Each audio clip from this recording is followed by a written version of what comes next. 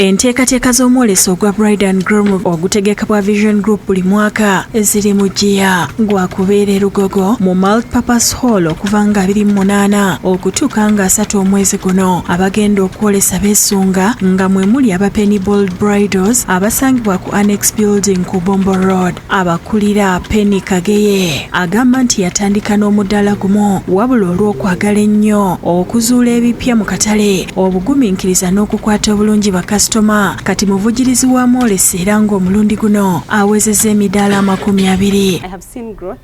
Tulabye enkulaakulana tukuze from 1 stall to 20 stalls now. Agamba omwoleso gubawadde omukisa munene nnyo okulaakulanya bizinensi ey'okwambaza abagole n'obumanyirivu olw'abantu ab'enjawulo abagujjamu ng'omulundi guno namukisa agenda kwewangulira gawuni ey'omulembe. Tubaleetedde ebipya bye batalabanga nako. Different stone, beautiful gowns. Ate ne discounts nga bwe tukola 10 years in business. N'emiwendo twagisaze.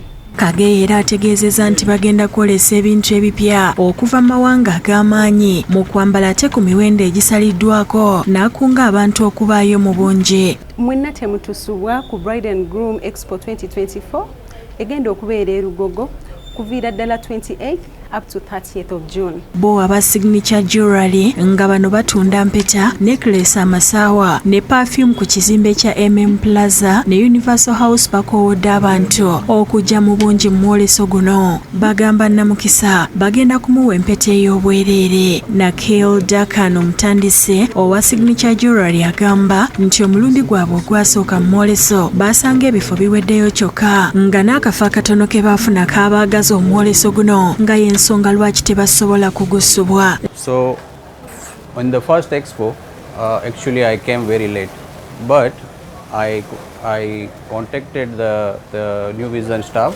and they helped me to get small space for me, and I started from that small space. Now we are going to get two stalls and we get very good response from the beginning. Stella Kirabo, manager wa Signature Jewelry, alaze bwe bagenda okwolesa ku miwendo egisaliddwako. Tubakowola bonna gye muli okujja ku Bride Groom Expo omulundi guno twetabyemu, tuzze n'emiwendo nga gisaliddwako ddala, tuzze n'ebintu bingi, tuzze ne designs empya, tuzze ne offers ez'enjawulo. Omwoleso guno nga guweze emyaka 15, bannamukisa ab'enjawulo bakwewangulira honeymoon e Kenya okuva mu Kenya Tourism Board saako Uganda Airlines, ate abalala bafune honeymoon mu Bamarasa Africa ku Koheb Safari Lodge nga buli kimu kisasuliddwa. Nyombi Kenneth yakusakidde eggulire lino ku Bukedde TV.